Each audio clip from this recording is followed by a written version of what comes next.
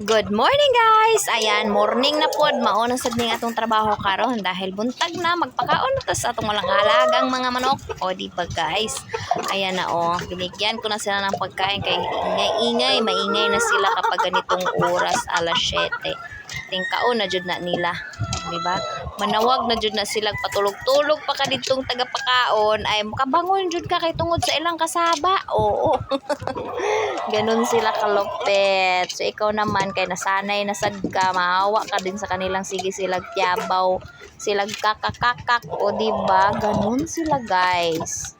So tingnan niyo muna ang aming mga alaga, puro lalaki yan. May nahalo lang diyang isang inahin, siguro nakawala yan siya sa kulungan niya. So hinayaan na lang namin siya dyan. Baka nga nangitlog na yan dyan kung saan-saan eh. So ayun, marami nga akong pinakain dyan, pati mga inahin na manok ay nakakulong at pinakain ko din.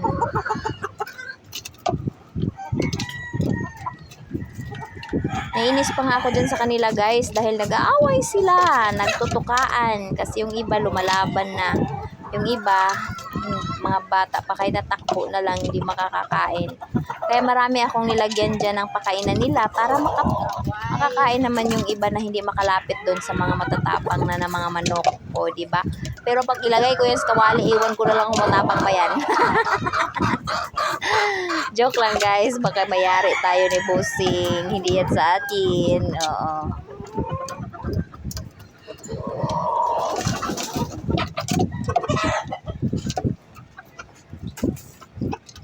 Ayun, maraming salamat sa iyong panonood guys sa aking mga video. Ayan, sa mga nagtatanong, marami pala akong manok. Oo, marami kaming manok ditong alaga guys. Nung una namin ditong tira, doon namin ditong tumira, ang alaga pa lang namin yung mga kabir, yung mga malalaking manok. Kasi alam naman natin, di ba, sa mga Bisaya, kapag may birthday, mahilig sa manok, magkatay ng manok, magpadugo ng manok, inana. So, yun yung una namin. So, dahil nga ang tinirhan namin dito ay bakanting lote, maraming mga manok-manok, mga manukan, as in manok. So, nainganyo si Mr. na mag-ano ng manok na ganyan nga. Kasi masarap naman nga talaga pag kinarni na yan. Eh, talaga namang solve na solve ka eh. Kapag may malunggay ka pa at meron ding papaya, eh, ay sus! Pertig yun. O, diba? So, yun na yun. Yun yung start noon. Nag-alaga siya ng mga ganong manok na sobrang lalaki. Tapos, grabe kung kumain din. Malalakas din kumain kahit saging tinitira noon. So, dumami yun siya ng dumami din hanggang sa na-realize din niya na ginanahan na siya mag-alaga ng ganyan, pati manok kasi binigyan siya. Tapos, naparami niya yun. Hanggang sa dumami na nga, hanggang sa product na ang mga palahi, yung pinapalahi niya.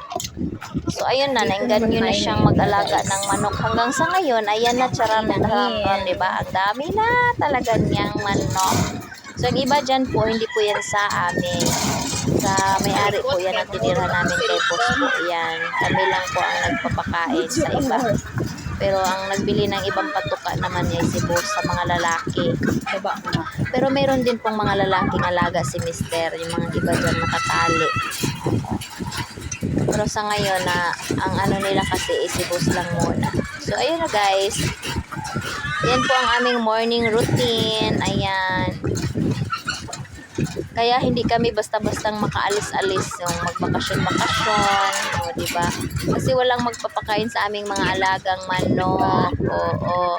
So pag nakauwi kami dyan sa probinsya, puhon-puhon maloy ang Ginoo. Ayan, ganyan din ang gagawin niya.